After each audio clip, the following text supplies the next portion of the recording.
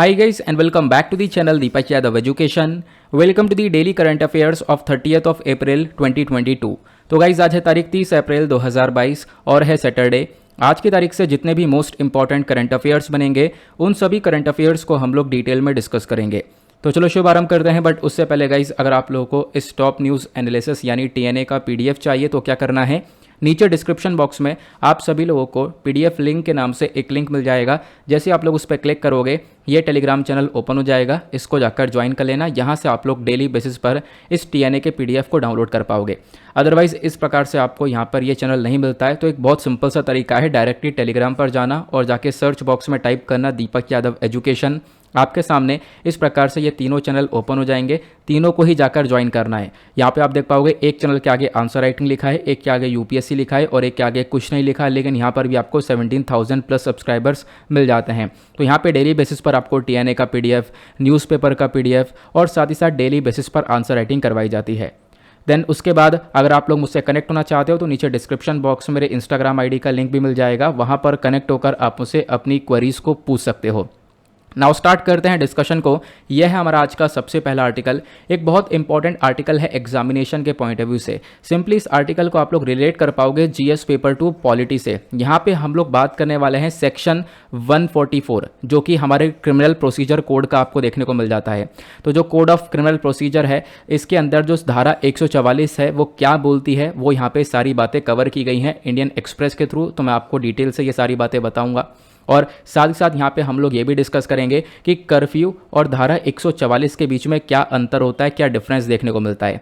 पहले बिल्कुल बेसिक को देखते हैं। बेसिक यहाँ पर क्या है कि जो उत्तराखंड का हरिद्वार डिस्ट्रिक्ट है इसके अंदर ये सेक्शन 144 जो कि कोड ऑफ क्रिमिनल प्रोसीजर 1973 के अंदर में ये मेंशन्ड है, धारा 144। इस धारा 144 को जो रूरकी है वहाँ पे लागू किया गया है, इसी वजह से चर्चा में है। और इस आर्टिकल को डिटेल से कवर किया गया इंडियन एक्सप्रेस के थ्रू। यहाँ पे आप लोग देख पाओगे एक्सप्लेन सेक्शन पे बहुत ही अच्छी तरीके से इन्होंने सारी चीज़ें बता रखी हैं। तो ये आर्टिकल ही मैंने पूरा लगा दिया है, चाहो तो आप लोग रीड कर सकते हो, अदरवाइज इस पूरे आर्टिकल को मैंने आगे कॉपी पेस्ट कर दिया है, वहीं पर आराम से हम लोग धीरे धीरे इस पूरे सिनेरियो को समझेंगे। सबसे पहली चीज़ स्टार्ट करते हैं समझना कि सेक्शन 144 या धारा 144 CRPC की है क्या। सबसे पहला पॉइंट यहाँ पर क्या है, देखो ये एक ऐसा लॉ है जिस लॉ की वजह से मजिस्ट्रेट जो है हमारे राज्य का या यूनियन टेरिटरी का, उस मजिस्ट्रेट के पास में पावर आ जाती है कि वो एक ऑर्डर पास कर सकता है। और उस ऑर्डर के अंदर क्या बोला जाएगा कि उस पर्टिकुलर रीजन के अंदर, मान लो यहाँ पर जिस भी स्टेट के अंदर जिस भी रीजन के अंदर ये धारा 144 लगाई जा रही है तो उस रीजन के अंदर क्या होगा, जो पब्लिक गैदरिंग है उसको रोका जाएगा। पब्लिक गैदरिंग का मतलब 4 लोग आपस में इकट्ठा खड़े हुए हैं, ठीक है, 4 लोगों से ज़्यादा खड़े हुए हैं, तो उस चीज़ को यहाँ पे रोका जाएगा। तो बेसिकली यहाँ पर पब्लिक गैदरिंग को रोकने का काम करता है ये सेक्शन 144 का ऑर्डर। ये आपको ध्यान रखना है। कोई पर्टिकुलर एरिया है, वहाँ पे कोई विवाद हो गया, कोई डिस्प्यूट हो गया है, ठीक है, कोई यहाँ पर बवाल चल रहा है, तो उसके तहत यहाँ पर ये सेक्शन 144 या धारा 144 को लागू किया जा सकता है। अब इस धारा 144 को लगाने से क्या करेंगे, वहाँ पे शांति बनाई जाएगी, वहाँ पे जो पब्लिक गैदरिंग वगैरह लोग इकट्ठा हो रहे हैं सब लोग, वहाँ पे उसको रोका जाएगा पूरी तरह से। क्लियर हुआ। दूसरा पॉइंट क्या बोलता है यहाँ पर, इसको हम लोग कुछ अर्जेंट केस के अंदर ही लागू करते हैं। मैंने जैसे आपको बताया कोई यहाँ पर डेंजर इवेंट क्रिएट हो चुका है, कोई बवाल हो चुका है, कोई यहाँ पर अर्जेंट केस है, तभी यहाँ पर इसको लागू किया जाता है। यानी कि कई मतलब बहुत बड़ी घटना घटने वाली है या फिर ह्यूमन लाइफ को यहाँ पे डैमेज पहुँच सकता है, प्रॉपर्टी को डैमेज पहुँच सकता है, तो उस केस के अंदर ये धारा 144 को लागू किया जाता है। उसके बाद थर्ड पॉइंट बहुत इंपॉर्टेंट है। देखो ये जो ऑर्डर है इसको पास कर सकते हैं किसी इंडिविजुअल के अगेंस्ट में भी या फिर जनरल पब्लिक के अगेंस्ट में। मतलब कोई एक व्यक्ति है उसके अगेंस्ट में धारा 144 चलानी हो तो बिल्कुल तब भी चलाई जा सकती है। साथ ही साथ यहाँ पर अगर पब्लिक के अगेंस्ट में इसको पास करना हो तो पब्लिक के अगेंस्ट में भी यहाँ पर किया जा सकता है। तो ये सेक्शन 144 ऑफ द CRPC का एक बेसिक सा मुद्दा हुआ। अब बात करते हैं इस धारा के अंदर क्या क्या फीचर्स आपको देखने को मिलते हैं। सबसे पहला फीचर देखो, इस धारा के लागू होते ही काफ़ी सारी रोक टोक लग जाती है या फिर आप कह सकते हो रिस्ट्रिक्शंस लग जाते हैं। मान लो जिस भी एरिया के अंदर ये धारा 144 को लगाया गया है तो इससे क्या होगा, वहाँ पे किसी भी प्रकार का जो हथियार है वगैरह है उसका ट्रांसपोर्टिंग वगैरह को पूरी तरह से रोक दिया जाएगा। वहाँ से हथियार वगैरह कहीं पर भी ट्रांसपोर्ट नहीं हो सकता, ठीक है। और अगर कोई इन चीज़ों का उल्लंघन करता है उसके बाद भी नहीं मानता है तो इस धारा के अंदर जो मैक्सिमम पनिशमेंट है वो 3 साल की देखने को मिल जाती है। ये भी आपको पता होना चाहिए। देन उसके बाद बताया गया इसी ऑर्डर के अकॉर्डिंग अगर हम लोग देखें तो कोई भी यहाँ पर मूवमेंट नहीं हो सकता पब्लिक का, या फिर साथ ही साथ जो हमारे एजुकेशनल इंस्टीट्यूशंस होते हैं वो सब यहाँ पर बंद होने चाहिए जब भी जिस भी प्लेस के अंदर ये धारा 144 लगेगा। ठीक है, तो एक पर्टिकुलर रीजन है, यहाँ पे धारा 144 लगा तो वहाँ पे पब्लिक मूवमेंट पूरी तरह से बंद हो जाएगा, प्लस लोगों को खड़े होने या फिर इकट्ठा 4 या 4 से ज़्यादा लोग नहीं हो सकते। उसके साथ साथ जो एजुकेशनल इंस्टीट्यूशंस है वो भी यहाँ पर बंद रहेंगे। तो ये यहाँ पे धारा 144 के अंदर होता है।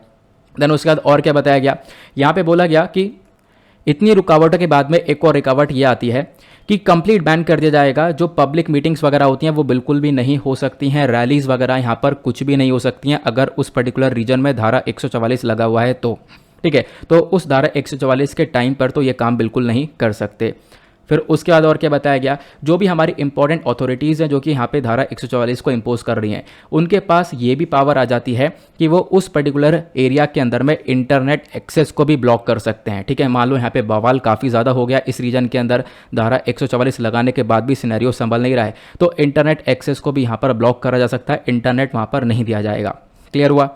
अब ये सब चीज़ें हो रही हैं क्यों, तो इसका अल्टीमेट पर्पस यही है, जो सेक्शन 144 है इसका मेन मुद्दा यहाँ पर यह है कि जिस भी एरिया के अंदर लगा रहे हैं, ठीक है, उस एरिया के अंदर शांति बनाई जा सके। जो भी यहाँ पे डिसरप्शन देखने को मिला है, जो भी यहाँ पे प्रॉब्लम्स क्रिएट हुई हैं, जो भी बवाल हो रहा है, उस चीज़ को रोका जाए, वहाँ पे शांति बनाया जा सके। सिंपल सी बात है, इसी वजह से हम लोग इस सेक्शन 144 को लगा रहे हैं। अब यहाँ पे दूसरा क्वेश्चन निकल कर आएगा दिमाग में, तो क्या, तो यहाँ पर मुद्दा यह है कि अगर हमने सेक्शन 144 लगा दिया तो वो कब तक लगा रहेगा, उसका ड्यूरेशन क्या है। देखो, मान लो यहाँ पर एक रीजन है जिसके अंदर यहाँ पे सेक्शन 144 को लगाया गया, इससे क्या होगा, इससे वो लगा रहेगा लेकिन मैक्सिमम 2 मंथ तक, यानी 2 महीने तक यहाँ पे वो लागू रहेगा, 2 महीने बाद यहाँ पे वो हट जाएगा। लेकिन एक चीज़ और देखने को मिलती है, स्टेट गवर्नमेंट के अंडर में यहाँ पे अगर हम इसकी वैलिडिटी को इंक्रीज़ करना चाहें, मान लो 2 महीने तक यहाँ पे लगा हुआ है, अब 2 महीने के बाद में इसकी वैलिडिटी को इंक्रीज़ करना कि भाई अभी भी सिचुएशन सही नहीं है, हमें सेक्शन 144 यहाँ पे और भी आगे तक बढ़ाना है, तो उस वैलिडिटी को एक्सटेंड कर सकते हैं। ठीक है, और मैक्सिमम यहाँ पर 6 महीने तक इसकी वैलिडिटी को बढ़ाया जा सकता है। फिर उसके बाद यहाँ पे बताया गया जैसे ही सिचुएशन सही हो जाती है, नॉर्मल हो जाती है, उसके बाद यहाँ पर सेक्शन 144 को विड्रॉ कर लिया जाता है। तो ये इसका ड्यूरेशन हो गया, कब तक लागू होगा, इसको कैसे एक्सटेंड कर सकते हैं, और सिचुएशन नॉर्मल होने पर इसको हटा दिया जाता है। अब एक क्वेश्चन यहाँ पर दिमाग में बहुत ज़्यादा दौड़ रहा होगा कि ये तो कर्फ्यू जैसा हो गया है ना, लेकिन यहाँ पे थोड़ा सा डिफरेंस है, सेक्शन 144 और कर्फ्यू के बीच में थोड़ी सी आपको यहाँ पर डिफरेंस देखने को मिलेगा। डिफरेंस क्या है इसको समझते हैं। सेक्शन 144 के अंदर क्या बोला गया, जो 4 लोग हैं या 4 से ज़्यादा लोग हैं वो साथ में इकट्ठा खड़े नहीं हो सकते, इकट्ठा खड़े होकर या फिर अपनी गैदरिंग वगैरह नहीं कर सकते उस पर्टिकुलर एरिया में जहाँ पे धारा लागू है। लेकिन कर्फ्यू में ये होता है कि भाई आपको अंदर ही रहना है, कर्फ्यू में यहाँ पर 4 लोग भी बाहर निकल के नहीं खड़े हो सकते।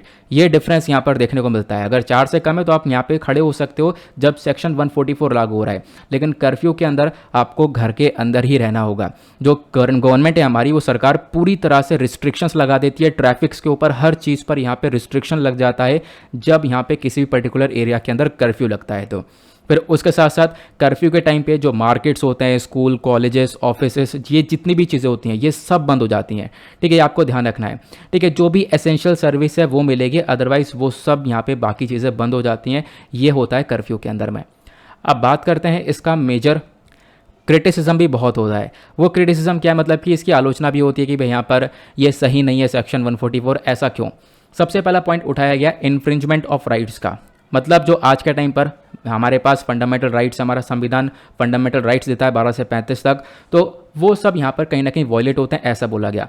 देखो, बोला ये गया कि जब तक मान लो कोई केस है, किसी भी एक इंडिविजुअल का केस है, वो हाई कोर्ट पहुँचेगा, एक पिटीशन जारी करेगा, लेकिन तब तक पॉसिबिलिटी है उसका जो राइट है वो यहाँ पर वॉयलेट हो चुका होगा। तो सबसे बड़ी दिक्कत यहाँ पर ये देखने को मिलती है, सबसे बड़ा क्रिटिसिज्म सेक्शन 144 का ये है। दूसरा यहाँ पर इसका क्रिटिसिज्म है, दूसरा यहाँ पे बोला ये जाता है कि आप अगर एक बहुत बड़े एरिया के अंदर ये रोक लगा रहे हो, बहुत बड़े एरिया के अंदर सारी चीज़ों के ऊपर रोक लगाया जा रहा है, सेक्शन 144 को लागू किया जा रहा है, तो वो यहाँ पर जस्टिफाइड नज़र नहीं आता है।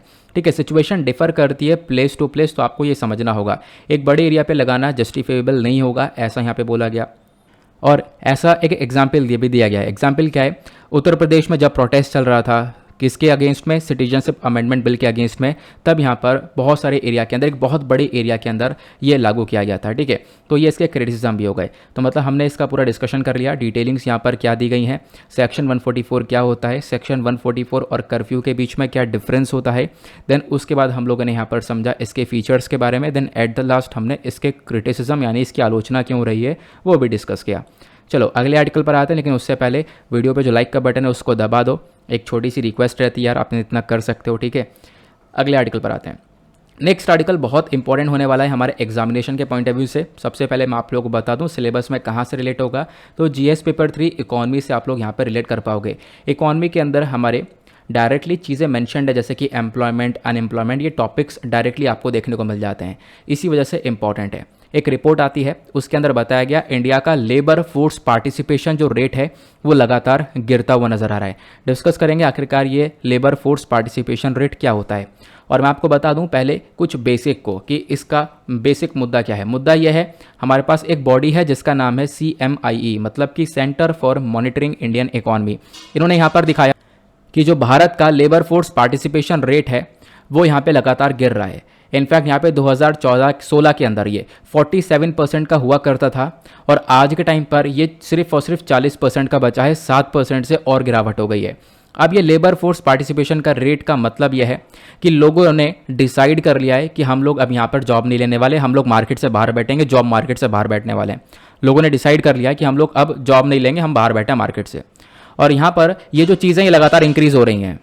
यहाँ पे बोला गया इंडिया की जो हाफ ऑफ द पॉपुलेशन है, जो वर्किंग एज वाली पॉपुलेशन है, वर्किंग एज वाली पॉपुलेशन कौन सी होती है, जिनकी उम्र 15 साल है या 15 साल से ज़्यादा उम्र वाले यहाँ पे लोग हैं, उन्होंने डिसाइड किया है कि अब हम लोग जॉब मार्केट से बाहर बैठने वाले, हमें जॉब चाहिए ही नहीं यार अब, ठीक है।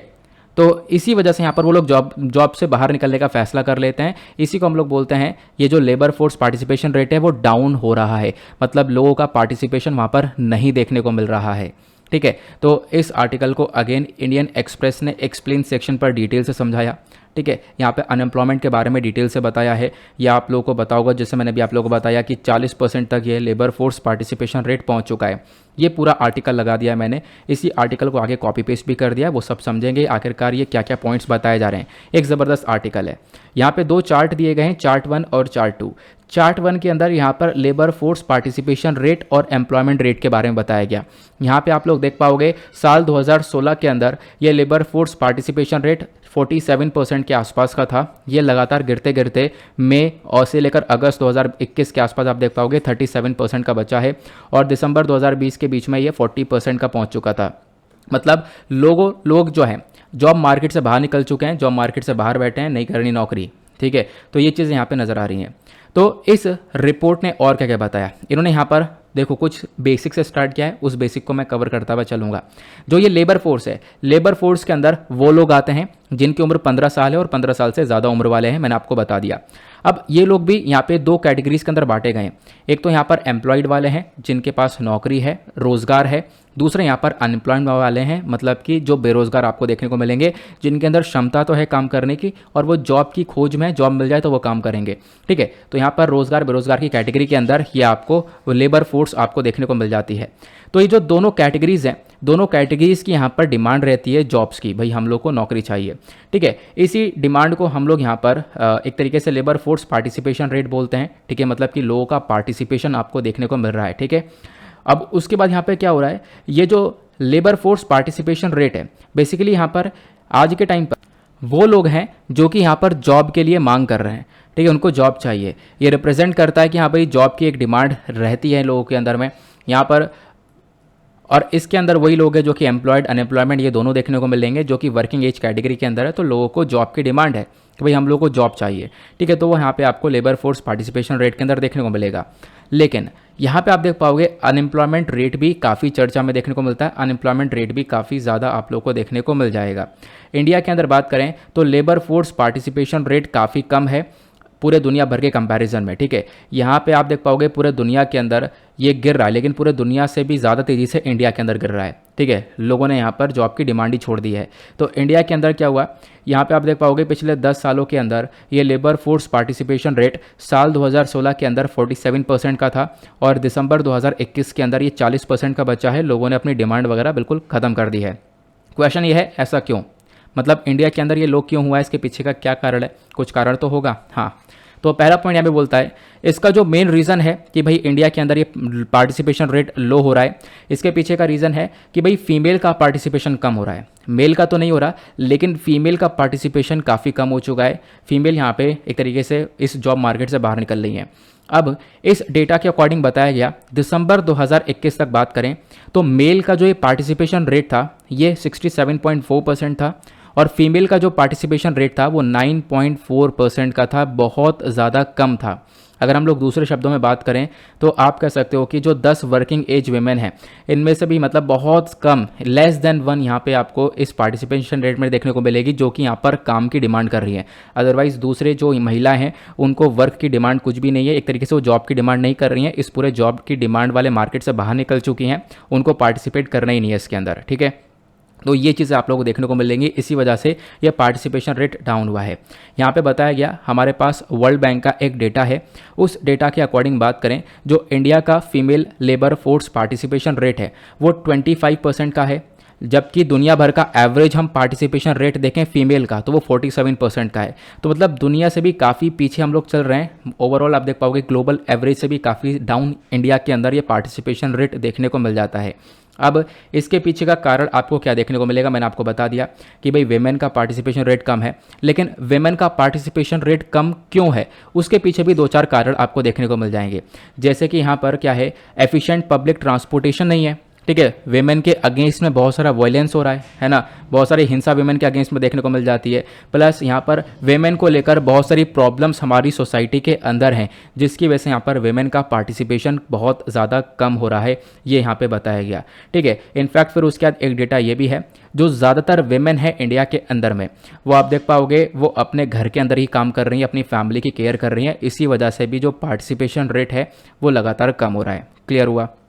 अब बात करते हैं अनएम्प्लॉयमेंट के बारे में, क्योंकि हमने इतनी देर से अनएम्प्लॉयमेंट पढ़ा है तो कुछ स्टैटिक सा पोर्शन है उसको मैं आपको बता रहा हूँ। हालांकि द हिंदू के एनालिसिस में मैंने इसको कवर किया है अनएम्प्लॉयमेंट के टॉपिक को, बट यहाँ पे फिर से कवर करूँगा क्योंकि एक ज़बरदस्त टॉपिक है। देखो जो बहुत इंपॉर्टेंट चीज़ होती है उसको मैं दोनों में कवर करता हूँ, तो उसके लिए परेशान मत हुआ करो। अनएम्प्लॉयमेंट यानी कि बेरोजगारी। अनएम्प्लॉयमेंट का मतलब यह है कि भाई एक ऐसा व्यक्ति जो कि यहाँ पर क्षमता तो है उसके अंदर काम करने की, वो नौकरी ढूंढ रहा है लेकिन उसको नौकरी नहीं मिल रही है। ठीक है, वो हमारा अनएम्प्लॉयमेंट होता है। अब अनएम्प्लॉयमेंट के भी अलग अलग प्रकार होते हैं, जैसे कि एक हो गया डिस्गाइज्ड अनएम्प्लॉयमेंट, फिर उसके बाद आता है सीजनल, देन उसके बाद स्ट्रक्चरल, देन उसके बाद टेक्नोलॉजिकल, उसके बाद फ्रिक्शनल व्हेन वल्नरेबल। तो बहुत आसान शब्दों में मैं आपको ये 6 के 6 प्रकार समझा दूंगा, बस खाली ध्यान से सुनते हुए चलना। पहले अनएम्प्लॉयमेंट में चर्चा की गई है डिस्गाइज्ड अनएम्प्लॉयमेंट के बारे में। तो बेसिकली यहाँ पर एक ऐसा तरीका है जहाँ पे ज़्यादा लोग एम्प्लॉयड तो हैं लेकिन यहाँ पर उतने लोगों की ज़रूरत नहीं है। इसका मतलब क्या है, इसका मतलब समझते हैं थोड़ा सा, हम लोग खुले एरिया में आते हैं। यार खुला एरिया छोटा नहीं है, कोई बात नहीं, यहाँ पे हम लोग समझने की कोशिश करते हैं। मान लो यहाँ पर ये एक एग्रीकल्चरल लैंड है। ठीक है, ये एक यहाँ पर एग्रीकल्चरल लैंड है। अब इस लैंड के अंदर में 4 लोग काम कर रहे हैं, वो 4 लोग काफ़ी बेहतरीन तरीके से काम कर रहे हैं और वो 4 लोगों के माध्यम से ये पूरा हम लोग बहुत आराम से फसल उगा सकते हैं, कटाई कर सकते हैं। इन 4 के अलावा 5वें इंसान की ज़रूरत कदापि नहीं है यहाँ पर। लेकिन क्या हुआ, हमने इस 5वें वाले व्यक्ति को भी यहाँ पर एम्प्लॉय कर दिया। 5 वाले व्यक्ति को भी हमें बोला भाई अब आप 5 लोग मिलकर काम करोगे। लेकिन आपको ध्यान रखना है 4 लोग मिलकर भी उतना ही काम कर रहे थे और 5 एक को बाद में ऐड कर दिया गया, तो 5 लोग मिलकर भी उतना ही काम कर रहे हैं। मतलब पहले प्रोडक्टिविटी अगर ये लोग यहाँ पे 100% की दे रहे थे तो अभी भी 100% की मिलेगी। तो इससे क्या हुआ, इससे ये हुआ कि जो ये 5वां वाला व्यक्ति है जिसको हमने बाद में एम्प्लॉयमेंट दिया, वो यहाँ पे डिस्गाइज्ड अनएम्प्लॉयमेंट की कैटेगरी के अंदर है, यानी कि छुपा हुआ यहाँ पे बेरोजगारी देखने को मिल रही है लेकिन वो अनएम्प्लॉयड है। ठीक है, ये यहाँ पे आप देख पाओ क्योंकि इसकी ज़रूरत नहीं है, क्योंकि प्रोडक्टिविटी तब भी है और इसके आने से भी यहाँ पे आप देख पाओगे क्या होगा, इसके आने से प्रोडक्टिविटी 0 देखने को मिलेगी क्योंकि यहाँ पर कुछ भी ऐड नहीं कर रहा है। ठीक है, अगर ये कुछ ऐड करता तो सही था, लेकिन यहाँ पे प्रोडक्टिविटी हमेशा 0 ही है। तो यहाँ पर ये जो व्यक्ति है इसका कोई रोल नहीं है, ये यहाँ पर डिस्गाइज्ड अनएम्प्लॉयमेंट की कैटेगरी के अंदर आएगा। अब ये जो डिस्गाइज्ड अनएम्प्लॉयमेंट है ये हमारे एग्रीकल्चर सेक्टर और अनऑर्गेनाइज सेक्टर के अंदर सबसे ज़्यादा देखने को मिलता है। पहला पॉइंट क्लियर हुआ। चलो दूसरा जो प्रकार है हमारे अनएम्प्लॉयमेंट का वो है सीजनल अनएम्प्लॉयमेंट, यानी कि सीजन वाइज यहाँ पर बेरोजगारी आती है। एग्जाम्पल लेते हैं, एग्जाम्पल एग्रीकल्चर के बेसिस पर लेते हैं। एग्रीकल्चर के अंदर हमने क्या किया, एक बार फसल उगा दी, सीज़न बदल गया, एक दूसरी फसल आ गई, ठीक है। तो यहाँ पर क्या हो गया, उस समय क्या होगा, वो व्यक्ति अनएम्प्लॉयड हो जाएगा। इसको छोड़ो, एक बहुत बेहतरीन से एग्जाम्पल देता हूँ समझने के लिए, जैसे मैंने पहले भी दिया था। मान लो एक व्यक्ति का यहाँ पर एक व्यक्ति है, इसकी एक शॉप है, ये मान लो यहाँ पर इसकी एक शॉप है। अब ये इसमें सामान बेचता है, कौन से, एसी बेचता है, कूलर बेचता है, पंखा बेचता है, ठीक है, यानी फ़ैन वगैरह बेचता है, ये सारी चीज़ें हैं। अब इसमें वो सामान है जो कि गर्मियों में काम में आएगा, कब, समर्स के अंदर काम में आएगा। हालांकि आजकल के टाइम पे शॉप ऐसी होती हैं जो कि सब कुछ बेचते हैं, विंटर्स में भी काम आएगा, बट अभी यहाँ पर हम लोग समझने के लिए समझते हैं काफ़ी अच्छे से। तो इसकी शॉप में वही सारे सामान है, एसी, कूलर और फ़ैन, ये सारी चीज़ें देखने को मिलती है जो कि समर्स में काम आएंगी। तो समर में तो इसका धंधा बढ़िया चलेगा, लेकिन जैसे ही विंटर्स आ जाएंगे, सीज़न चेंज हो जाएगा, तो क्या इसका धंधा चलेगा, नहीं चलेगा। तो यहाँ पे क्या हो गया, ये सीज़न वाइज बेरोजगार हो जाएगा, ये होता है सीजनल अनएम्प्लॉयमेंट, ठीक है। क्लियर हुआ, तो ये सीजनल अनएम्प्लॉयमेंट भी आपको समझ में आ गया होगा। तीसरे प्रकार का जो अनएम्प्लॉयमेंट है वो है स्ट्रक्चरल अनएम्प्लॉयमेंट। इसके अंदर क्या होता है, मान लो यहाँ पर एक व्यक्ति है, बहुत अच्छे से काम कर रहा है, लेकिन उसके पास यहाँ पर क्या है, स्किल्स जो हैं वो थोड़ी सी कम है। हालांकि मार्केट के अंदर जो नौकरी है वहाँ पे स्किल्स की थोड़ी ज़्यादा रिक्वायरमेंट है, थोड़ा एक्स्ट्रा यहाँ पर पोटेंशियल चाहिए वर्कर की साइड से, बट वो पोटेंशियल यहाँ पर इसके अंदर नहीं है, स्किल इसके अंदर कम है। तो जो स्किल का एक मिसमैच देखने को मिलता है, इसी को हम लोग बोलते हैं स्ट्रक्चरल अनएम्प्लॉयमेंट। तो बहुत सारे लोग इंडिया के अंदर प्रॉपर जॉब नहीं ले पाते क्योंकि उनके पास प्रॉपर स्किल्स नहीं है। अब प्रॉपर स्किल इसलिए नहीं है क्योंकि उनका एजुकेशन जो लेवल है वो काफ़ी डाउन रहा, काफ़ी पुअर रहा, ठीक है, ये यहाँ पर इसका एक कारण है। और उसी वजह से यहाँ पर आप देख पाओगे हमारा स्ट्रक्चरल अनएम्प्लॉयमेंट भी क्रिएट होता है। चलो, अगला अनएम्प्लॉयमेंट है टेक्नोलॉजिकल अनएम्प्लॉयमेंट। टेक्नोलॉजिकल अनएम्प्लॉयमेंट नाम से आप लोग समझ रहे होंगे, टेक्नोलॉजी बेसिस पर यहाँ पर क्या होता है, लोगों की नौकरी छूट जाती है। मतलब कि एग्जाम्पल लेते हैं, यहाँ पे एक व्यक्ति है, अब ये व्यक्ति यहाँ पे अच्छी खासी नौकरी कर रहा था, चीज़ें बदल गई, कोविड आ गया, कोविड के बाद यहाँ पर टेक्नोलॉजी का ज़्यादा इस्तेमाल होने लगा। तो इससे क्या होगा, वो व्यक्ति यहाँ पे वो यूज़ कर ही नहीं पा रहा है ना। पहले वो आराम से बोर्ड पे पढ़ाता था, लेकिन फिर क्या हुआ, जब चीज़ें बदल गई, कोविड के टाइम पर उसको बोला कि ऑनलाइन क्लास लो आप। अब ऑनलाइन क्लास वो प्रॉपर ले नहीं पा रहे क्योंकि यहाँ पे टेक्नोलॉजी के बारे में ज़्यादा पता है नहीं, तो यहाँ पे उसको जॉब से निकाल दिया। इस प्रकार की चीज़ें यहाँ पे लॉस ऑफ जॉब देखने को मिलता है जैसे जैसे टेक्नोलॉजी चेंज हो जाती है। तो मैंने कोविड का एग्जाम्पल लिया, बट टेक्नोलॉजी भी जैसे जैसे चेंज हो जाती है क्योंकि आज के टाइम पर लगातार अपग्रेडेशन चल रहा है, हम लोग रेगुलर बेसिस पर अपडेट हो रहे हैं। तो अपडेट जैसे जैसे यहाँ पर ज़माना हो रहा है, उसके साथ साथ अपने आप को भी अपडेट करना पड़ता है। बट अगर अपने आप को अपडेट नहीं कर पाएंगे तो वो टेक्नोलॉजी काफ़ी आगे निकल गई है, हम लोग काफ़ी पीछे रह गए हैं। तो ये यहाँ पर टेक्नोलॉजिकल अनएम्प्लॉयमेंट कहलाता है। आज के टाइम पर बहुत सारे लोगों ने जॉब खोई है इसी चीज़ की वजह से। क्लियर हुआ। उसके बाद नेक्स्ट जो अनएम्प्लॉयमेंट है वो है फ्रिक्शनल अनएम्प्लॉयमेंट। फ्रिक्शनल अनएम्प्लॉयमेंट बहुत इंटरेस्टिंग सा है, समझना इस बात को, ठीक हो। यहाँ पे एक व्यक्ति है, ये यहाँ पे अच्छी खासी नौकरी कर रहा था। अब इसने सोचा कि भाई अब मैं यहाँ पे नौकरी नहीं करूँगा, इस नौकरी को मैं क्विट करूँगा। इसने क्विट कर दी नौकरी। अब नौकरी क्विट कर दी, उसके बाद ये दूसरी नौकरी ढूंढने चला गया कि भाई मुझे थोड़ी सी ज़्यादा ही तनख्वाह वाली नौकरी चाहिए। अब ये दूसरी नौकरी को ढूंढते ढूंढते चलो ढूंढता रहा 4 महीने लगे, लेकिन 4 महीने बाद इसको नौकरी मिल गई, ठीक है, अच्छी खासी इसकी मन पसंदीदा वाली 4 महीने बाद नौकरी मिल गई। लेकिन आप ये भी तो देखो, 4 महीने ये बेरोजगार रहा। तो इसी 4 महीने को जो इसके अंदर बेरोजगारी इसके अंदर देखने को मिल रही थी, इसी को हम लोग बोलते हैं फ्रिक्शनल अनएम्प्लॉयमेंट। मतलब कि जब एक व्यक्ति यहाँ पर दूसरी जॉब को देखता है, वही जो बीच का जो टाइम पीरियड होता है, वो जो अनएम्प्लॉयमेंट वाला टाइम पीरियड है, उसी को हम लोग फ्रिक्शनल अनएम्प्लॉयमेंट बोलते हैं। क्लियर हुआ। अब उसके बाद जो नेक्स्ट अनएम्प्लॉयमेंट आता है वो है वल्नरेबल एम्प्लॉयमेंट। ये बेसिकली अनएम्प्लॉयमेंट नहीं है, ये एम्प्लॉयमेंट है, ये यहाँ पर रोजगार है। लेकिन वल्नरेबल एम्प्लॉयमेंट क्या होता है, इसको ध्यान से समझना। इसके अंदर क्या है, लोग काम तो कर रहे हैं, लेकिन लोग बिना किसी जॉब कॉन्ट्रैक्ट के काम कर रहे हैं। मतलब भाई आज नौकरी है कल नहीं है, ये वाला सिनेरियो देखने को मिल रहा है। और इंडिया के अंदर सबसे ज़्यादा लोग यहाँ पर इसी प्रकार से काम कर रहे हैं। सबसे ज़्यादा एम्प्लॉयमेंट यही वाला है कि भाई आज नौकरी है कल नहीं है, कुछ नहीं पता, ठीक है। तो इस केसेस के अंदर है। अदरवाइज यहाँ पे नौकरी होती है कॉन्ट्रैक्ट के बेसिस पर, भाई मैं 5 साल का एग्रीमेंट कर रहा हूँ, 4 साल का एग्रीमेंट कर रहा हूँ, मैं काम करूँगा, मेरी सैलरी ऐसे ऐसे रहेगी और ऐसे ऐसे इंक्रीमेंट होगा, ठीक है। तो इस प्रकार से यहाँ पर यह एम्प्लॉयमेंट होता है। बट आज के टाइम पर क्या, बिना किसी कॉन्ट्रैक्ट के भाई काम पे लग जाओ, ठीक है, सैलरी लेते लेना, अगर यहाँ पर पसंद नहीं आया काम तो अगले दिन से हट जाना। तो इस प्रकार की चीज़ें यहाँ पर निकल कर आती हैं, वो यहाँ पर वल्नरेबल एम्प्लॉयमेंट है। तो ये भी यहाँ पे आपको देखने को मिलता है, ये भी अनएम्प्लॉयमेंट का एक ही प्रकार क्रिएट हुआ। उसके बाद यूपीएससी ने 2013 में एक क्वेश्चन पूछा था, बहुत ही ज़्यादा सिंपल सा क्वेश्चन। देखो इसी वजह से मैंने आपको ये सारे अनएम्प्लॉयमेंट्स के बारे में पढ़ाया। डिसगाइज्ड अनएम्प्लॉयमेंट का मतलब क्या होता है ये आपको बताना है। Option A large number of people remain unemployed, option B alternative employment is not available, option C marginal productivity of labour is zero, या फिर option D productivity of worker is low. तो अभी मैंने आपको बताया, बहुत ही सिंपल तरीके से आपको मैंने डिस्गाइज्ड अनएम्प्लॉयमेंट को बताया था। इसका करेक्ट आंसर सी हो जाएगा, क्योंकि यहाँ पर क्या है, वो व्यक्ति कुछ एडिशनल ऐड नहीं कर रहा है। ठीक है, मैंने आपको ये एग्रीकल्चर लैंड को लेकर एग्जाम्पल दिया था कि हम 4 लोग पहले से वो काम कर रहे थे, 5वें को और ऐड कर दिया गया, लेकिन वो जो 5वां है कुछ एडिशनल वहाँ पे ऐड नहीं कर रहा है। जो प्रोडक्टिविटी है उस लेबर की वो ज़ीरो ही है। क्लियर हुआ? तो इस वजह से यहाँ पर इसका सी करेक्ट आंसर हो गया। चलो नेक्स्ट आर्टिकल पर आते हैं। अगला आर्टिकल भी बहुत ज़्यादा इंपॉर्टेंट होने वाला है हमारे एग्जामिनेशन के पॉइंट ऑफ व्यू से। सिलेबस में इसको जीएस पेपर 2 हेल्थ से आप लोग रिलेट कर पाओगे। यहाँ पे बात की गई है, अभी पूरे दुनिया में पहला ह्यूमन केस देखने को मिला है H3N8 बर्ड फ्लू का। ये अपने आप में एक अद्भुत सी बात है, इंपॉर्टेंट है और डायरेक्टली यहाँ पर क्वेश्चन बन सकता है। तो ये केस कहाँ पे देखने को मिला है, पहले कुछ बेसिक को कवर करेंगे। चाइना का जो नेशनल हेल्थ कमीशन है, इन्होंने यहाँ पर अनाउंस किया कि भाई चाइना के अंदर 4 साल का एक लड़का है, उस 4 साल के लड़के के अंदर ये H3N8 वाला जो वेरिएंट है बर्ड फ्लू का, ये पाया गया है। ठीक है, अब ये जो H3N8 वाला वेरिएंट है, ये आज से पहले अभी तक यहाँ पर ह्यूमन के अंदर नहीं पाया गया था। ये पहली बार इंसान के अंदर देखने को मिला है, इसी वजह से ये आर्टिकल चर्चा में आया।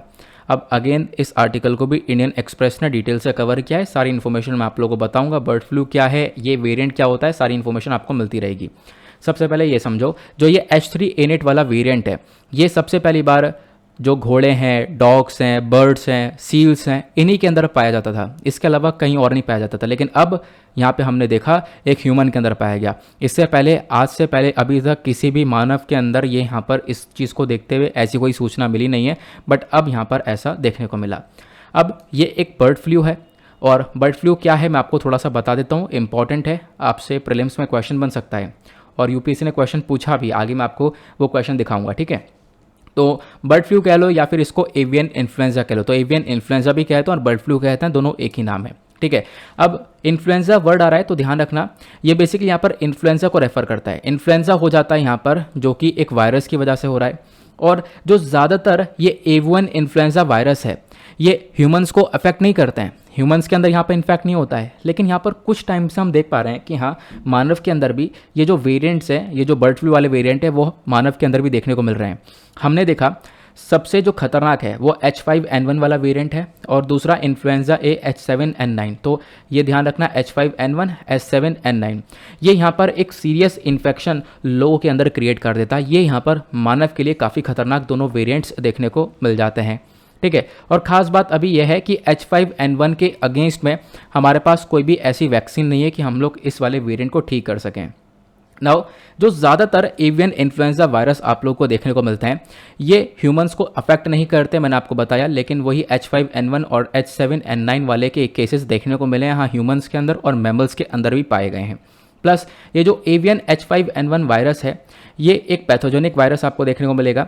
ये सबसे पहली बार मानव के अंदर पाया गया था 1997 के अंदर में, हांगकांग के अंदर। ठीक है, अब यहाँ पे आप देख पाओगे, जैसे मैंने बोला कि ये बेसिकली एक इन्फ्लुएंजा वायरस है, यानी जो बर्ड फ्लू है ये एक इन्फ्लुएंजा वायरस है।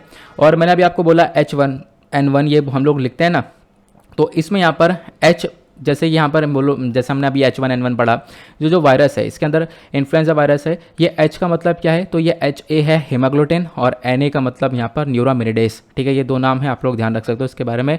ये H1N1 और H1N5 ये जो भी पढ़ते हैं हम लोग, वो ये है। नाउ क्वेश्चन ये है, इस इन्फ्लुएंजा वायरस के कितने प्रकार देखने को मिलते हैं? तो इन्फ्लुएंजा वायरस के आपको यहाँ पे 4 प्रकार देखने को मिलेंगे, इन्फ्लुएंजा ABCD करके। ठीक है, जिसको हम लोग बर्ड फ्लू भी बोलते हैं। तो इन्फ्लुएंजा ABCD करके 4 प्रकार हैं।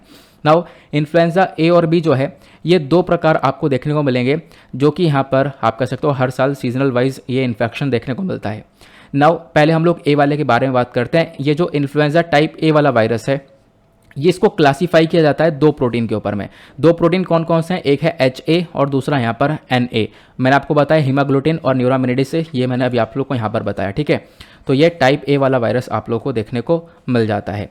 और टाइप A वायरस के अंदर भी यहाँ पे आप लोग देख पा रहे होंगे कि बहुत सारे कॉम्बिनेशन क्रिएट हो जाते हैं दोनों प्रोटीन के, जैसे H5N1 आ जाता है, H7N2, H9N6, H17N10, H18N11। तो ये सब यहाँ पर टाइप ए वाले वायरस देखने को मिलते हैं इन्फ्लुएंजा टाइप ए के अंदर में।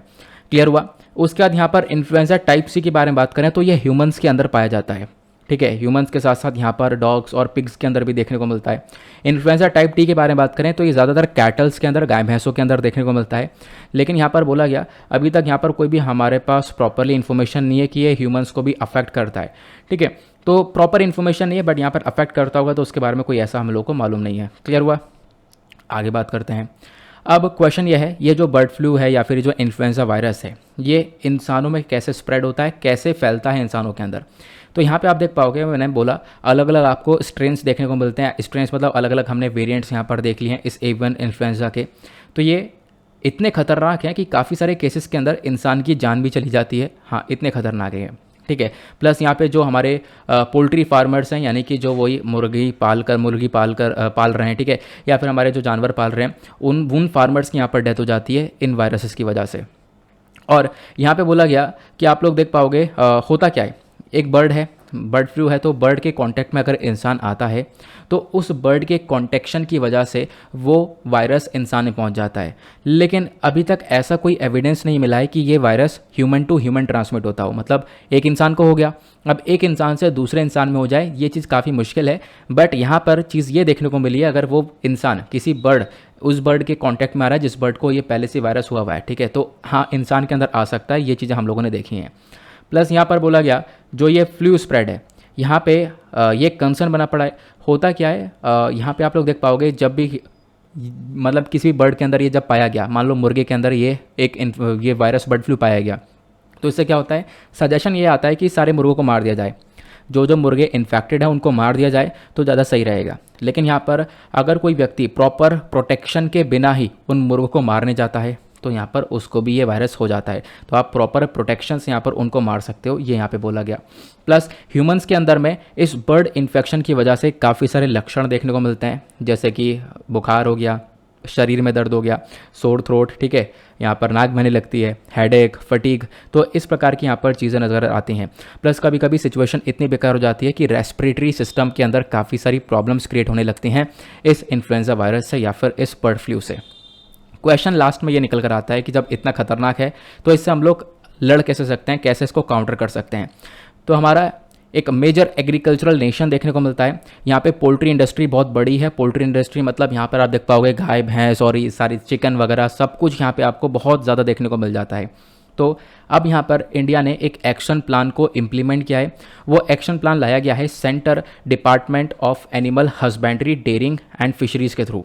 इन्होंने यहाँ पे बोला कि भाई यहाँ पर प्रिवेंटली चेक किया जाएगा, टेस्टिंग की जाएगी, ठीक है। ये यहाँ पे बोला गया मान लो किसी जगह पर कोई इन्फेक्शन आउटब्रेक होता है तो वहाँ पे क्या होगा, हम लोग चेक करेंगे और कुछ मिलता है हम लोग को तो वहाँ से जो बर्ड्स हैं उन सबको हटा दिया जाएगा और फार्मर्स को उसके बदले में कंपनसेशन दिया जाएगा, फार्मर्स को कुछ पैसा दिया जाएगा, ठीक है, ताकि यहाँ पर फार्मर एक तरीके से उसकी फाइनेंशियल कंडीशन बुरी ना हो जाए। क्लियर हुआ। प्लस यहाँ बोला गया ये क्या करेगा, ये यहाँ पर एक टेस्टिंग के ऊपर विश्वास करता है कि हम लोग टेस्टिंग करेंगे बर्ड्स वगैरह की, इसके बेसिस पर काम करा जाएगा। प्लस यहाँ पे अर्ली डिटेक्शन को लॉन्च किया जाएगा कि पहले से हम लोग टेस्टिंग और आइडेंटिफिकेशन करेंगे वायरस का, ठीक है, तो जिससे कि हमें कुछ पता चलता है तो हम लोग उसको ठीक कर सकें। तो ये कुछ स्टेप्स यहाँ पर उठाए जा रहे हैं, ठीक है, तो इसके बारे में आप लोग ध्यान रख सकते हो। बाकी मैंने आपको बताया कि ये फैलता कैसा, ये भी हम लोगों ने कवर कर लिया है। क्लियर हुआ। अब इस चीज़ को देखते हुए यूपीएससी ने 2015 में एक क्वेश्चन पूछा था, बहुत सिंपल सा क्वेश्चन है, वो ये है H1N1 वाला जो वायरस है, ध्यान रखना अभी तक हमने जितने भी वायरस पढ़े हैं वो कौन से हैं, तो सब यहाँ पे मैं आपको बताता हूँ। H5N1, H7N9 के बारे में पढ़ा, देन यहाँ पर H9N6, H17N10, ये सब हमने पढ़े हैं। यहाँ पे बात की जा रही है H1N1 के बारे में। तो H1N1 वायरस अक्सर न्यूज़ में देखने को मिलता है, ठीक है, तो यहाँ पर ये कौन सी डिजीज़ से रिलेट कराता है यहाँ पे आपको बताना है। Option A AIDS, option B bird flu, option C dengue या फिर ऑप्शन डी स्वाइन फ्लू। तो H1N1 वायरस रिलेटेड है हमारे स्वाइन फ्लू से, ध्यान रखना। वर्ल्ड हेल्थ ऑर्गेनाइजेशन ने इस फ्लू को डिक्लेयर कर दिया था यहाँ पर कि भाई ये H1N1 वायरस से ही हुआ है और ये दुनिया भर का एक पैंडेमिक था 2009 के अंदर, बहुत ज़्यादा फैला था स्वाइन फ्लू। तो इसका करेक्ट आंसर हो गया डी। क्लियर हुआ। तो ये क्वेश्चन ऐसे बन जाते हैं, तो आप लोग इसके बारे में ज़रूर ध्यान रख सकते हो। तो H5N1 वो क्या है, वो सब बर्ड फ्लू है। तो ऐसे क्वेश्चन बन सकते हैं, यहाँ पे H5N1 होता तो यहाँ पे आपका आंसर जो है बर्ड फ्लू हो जाता। आगे बढ़ते हैं अगले आर्टिकल पर। अगला आर्टिकल भी बहुत ज़्यादा इंपॉर्टेंट है, खासकर जीएस पेपर 2 इंटरनेशनल रिलेशन के पॉइंट ऑफ व्यू से।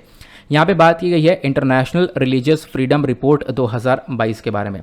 अब इस रिपोर्ट ने जो है इंडिया को हिला दिया है। अब वो हिलाया कैसे है मैं आपको समझाता हूँ। तो US commission on international religious freedom इस बॉडी का नाम है, ठीक है। किस बॉडी का नाम है?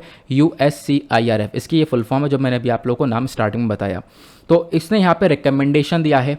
रिकमेंडेशन यहाँ पर ये दिया कि भाई आज के टाइम पर इंडिया और इंडिया के साथ और भी कंट्रीज़ हैं, उन कंट्रीज़ के अंदर रिलीजियस फ्रीडम नहीं देखने को मिलता। मतलब लोगों के पास में लोगों के जो अधिकार हैं, लोगों के जो फ्रीडम है, लोगों के जो राइट्स हैं, ठीक है, उसका हनन हो रहा है, उसका वोलेशन हो रहा है, ऐसा यहाँ पर अमेरिका बोलता है। और इसी चीज़ को देखते हुए अमेरिका एक लिस्ट को तैयार करता है। इसके अंदर ये जो बॉडी है ना USCIRF, ये बेसिकली 3 लिस्ट को तैयार करती है। वो तीनों लिस्ट कौन सी हैं आगे मैं आपको बताऊँगा। आर्टिकल आप देख पाओगे द हिंदू के अंदर डिटेल से इसको कवर किया गया है। पहले बेसिक से समझते हैं ये USCIRF है क्या, इसको समझो पहले। देखो USCIRF ये बेसिकली एक इंडिपेंडेंट बॉडी है, ठीक है। ये यूएस के अंदर एक बॉडी आपको देखने को मिलेगी जिसका मेन काम क्या है, दुनिया भर में ये जो right to freedom of religion है कि लोग अपने रिलीजन को अच्छे से परफॉर्म कर सकते हैं। लोगों के पास में चॉइस है कि हाँ मुझे कौन सा रिलीजन परफॉर्म करना है, ये सभी के पास में राइट है। तो इसको डिफेंड करने का, इस राइट को एक तरीके से प्रोटेक्ट करने का ये बॉडी काम करती है। ये एक एडवाइजरी बॉडी है हमारे यूएस के कांग्रेस की। उसके बाद इसका हेडक्वार्टर आपको वॉशिंगटन DC के अंदर यानी अमेरिका में देखने को मिल जाता है। अब इस रिपोर्ट का फोकस रहता है 2 ग्रुप ऑफ कंट्रीज़ के ऊपर। मतलब ये जो रिपोर्ट है ये 2 लिस्ट को तैयार करती है, बेसिकली 3 लिस्ट को तैयार करती है, उसमें से पॉपुलर सिर्फ 2 लिस्ट देखने को मिलती हैं। देखो सबसे पहला यहाँ पर आता है कंट्री ऑफ पर्टिकुलर कंसर्न, यानी ये कंट्री ऑफ पर्टिकुलर कंसर्न, ये लिस्ट कह लो या ग्रुप कह लो, दोनों कह सकते हो, ठीक है। तो इस ग्रुप के अंदर में उन देशों को डाला जाता है जिस देश के अंदर जो रिलीजियस फ्रीडम एक्ट है उसका वोलेशन हो रहा है, यानी कि इंसान को पूरी तरह से छूट नहीं मिल रही है, वो अपने यहाँ पर रिलीजन को प्रॉपरली परफॉर्म नहीं कर रहा है, ठीक है, उस चीज़ का हनन हो रहा है, तो उस कंट्री का नाम इस लिस्ट के अंदर में डाला जाता है। तो इंडिया का नाम भी यहाँ पर इस लिस्ट के अंदर इस पर्टिकुलर बॉडी ने डाल दिया है, जिस वजह से ये चर्चा में है। तो CPC यानी कि इसका पहला लिस्ट कौन सा है, कंट्री ऑफ पर्टिकुलर कंसर्न। दूसरा है स्पेशल वॉच लिस्ट। ध्यान रखना ये जो स्पेशल वॉच लिस्ट है इसके अंदर भी कंट्री आपको देखने को मिल जाती हैं जो कि बेसिकली जहाँ पर रिलीजियस फ्रीडम का वोलेशन हो रहा है, वो भी मतलब सेम ही है, दोनों अलग अलग लिस्ट यहाँ पर तैयार की रहती हैं, ठीक है। तो ये मतलब ये जो हमारी बॉडी है कौन सी वाली, USCIRF वाली, यही यहाँ पर इन 2 लिस्ट को तैयार करती है। इन दोनों के साथ साथ एक थर्ड लिस्ट भी तैयार की जाती है, वो है EPC। EPC मतलब एंटिटीज़ ऑफ पर्टिकुलर कंसर्न, ये आप लोग को ध्यान रखना है, ठीक है। आगे मैं आपको बताता हूँ। अब देखो बहुत अच्छे से समझेंगे। अभी तो मैंने आपको कुछ बेसिक सा बताया कि हाँ कौन कौन सी लिस्ट को तैयार किया जाता है। नाउ इस लिस्टों के अंदर अलग अलग कंट्रीज़ को इंक्लूड किया गया है। जैसे कि CPC लिस्ट के बारे में बात करें, CPC मतलब कंट्री ऑफ पर्टिकुलर कंसर्न के बारे में, तो इंडिया का नाम है इसके अंदर। इंडिया के साथ साथ यहाँ पर अफगानिस्तान, नाइजीरिया, सीरिया और वियतनाम का नाम डाल दिया गया है। प्लस उसके साथ साथ यहाँ पर आप देख पाओगे कंट्रीज़ रिकमेंड करी गई हैं दोबारा से रीडेजिग्नेट करने के लिए इस लिस्ट के अंदर में। उनका नाम है Myanmar, China, Eritrea, Iran, North Korea, Pakistan, Russia, Saudi Arabia, Tajikistan, Turkmenistan. तो इनको वापस से रीडेजिग्नेशन देने के बारे में चर्चा की गई है। बाकी आप देख पाओगे ये देश हैं जिनको यहाँ पे इस लिस्ट के अंदर डाला गया, और इसका मतलब यह है कि इन कंट्रीज़ के अंदर में जो रिलीजियस ऑफ फ्रीडम है, यानी कि यहाँ पर आपका जो पूरे हक है, आप किसी भी रिलीजन को परफॉर्म कर सकते हो, उस चीज़ का वोलेशन हो रहा है, ऐसा यहाँ पर अमेरिका का कहना है। तो ये पहली लिस्ट हुई। दूसरा यहाँ पर लिस्ट ये मेंटेन करता है special watch list. Special watch list के अंदर कौन कौन से देश देखने को मिलेंगे, अल्जीरिया, क्यूबा, निकारागुआ, ठीक है, इनको प्लेस किया गया था 2021 में। प्लस दूसरी और कंट्रीज़ कौन कौन सी हैं, अज़रबैजान, CAR, उसके बाद यहाँ पर Egypt, Indonesia, Iraq, Kazakhstan, Malaysia, तुर्की और उज़्बेकिस्तान।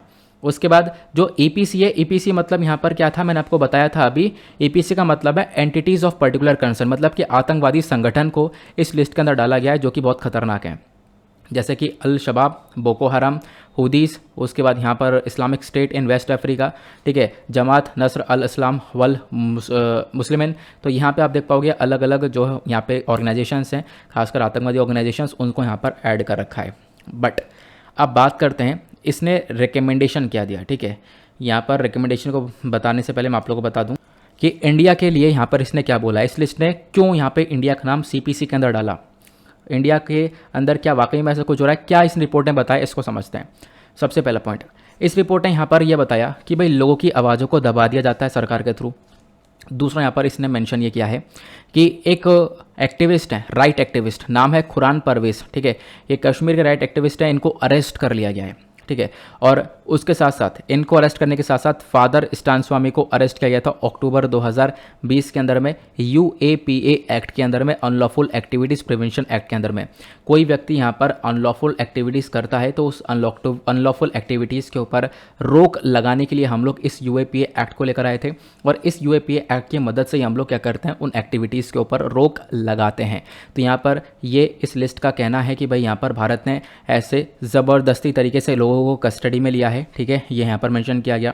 साथ ही साथ इस रिपोर्ट ने ये मेंशन किया कि आज के टाइम पर भारत के अंदर में जो NGOs हैं, नॉन गवर्नमेंटल ऑर्गेनाइजेशन, वो काफ़ी सारे चैलेंजेस फेस कर रहे हैं, क्योंकि जो NGOs होते हैं उनके पास में बाहर से फॉरेन फंडिंग आती है। तो भारत ने यहाँ पर काफ़ी सारे रिस्ट्रिक्शंस लगा दिए हैं, लाइसेंस यहाँ पे रिन्यू नहीं करे जा रहे हैं NGOs के, जिसकी वजह से उनके पास फॉरेन फंडिंग यानी जो विदेशी मुद्रा है वो नहीं आ पा रही है, जिसकी वजह से वो प्रॉब्लम्स फेस कर रहे हैं, ये यहाँ पे बताया गया। देन उसके साथ साथ यहाँ पर इन्होंने ये मेंशन किया कि इंडिया के अंदर बहुत सारे स्टेट्स के अंदर एंटी कन्वर्जन लॉ को लेकर आया गया। मतलब देखो, इंसान के पास चॉइस है कि वो अपने आप को किसी भी रिलीजन के अंदर कन्वर्ट कर सकता है, बट उसके कन्वर्जन को रोका जा रहा है, इसी वजह से एंटी कन्वर्जन लॉ को लाया गया, ऐसा यहाँ पर US की इस रिपोर्ट का कहना है। और साथ ही साथ इस रिपोर्ट ने ये बोला, अक्टूबर 2021 के अंदर जो कर्नाटका गवर्नमेंट है, इन्होंने यहाँ पर ऑर्डर ये किया, एक सर्वे करवाया चर्चेस का, प्रीस्ट का, ठीक है, इस स्टेट के अंदर में, और पुलिस को यहाँ पे ऑथोराइज कर दिया कि भाई आप दरवाज़ों पर जाओ, डोर टू डोर इंस्पेक्शन करो और उन हिंदूज़ को ढूंढो जिन्होंने यहाँ पर क्रिश्चियनिटी के अंदर कन्वर्ट किया है। तो ये यहाँ पर कहीं ना कहीं US का कहना यह है कि भारत के अंदर काफ़ी सारा राइट्स का वोलेशन हो रहा है, इसी वजह से भारत का नाम हम लोगों ने इस कंट्री ऑफ पर्टिकुलर कंसर्न के अंदर यानी CPC के अंदर डाल दिया है। क्लियर हुआ। अब जो रिलीजन को लेकर जो वॉयलेशन होता है उसको लेकर हमारे संविधान में काफ़ी सारे आर्टिकल आपको देखने को मिल जाते हैं। उस आर्टिकल के बारे में छोटी सी इन्फॉर्मेशन मैं आप लोग को दे देता हूँ। जैसे यहाँ पर हम लोग बात करें जो फ्रीडम ऑफ रिलीजन इंडिया के अंदर, ये एक फंडामेंटल राइट है जो कि गारंटीड है बाय आर्टिकल 25 टू आर्टिकल 28। तो आर्टिकल 25 से लेकर आर्टिकल 28 तक जो हमारे संविधान के अंदर मेंशन्ड है वो हमारे फ्रीडम ऑफ रिलीजन के बारे में चर्चा करते हैं।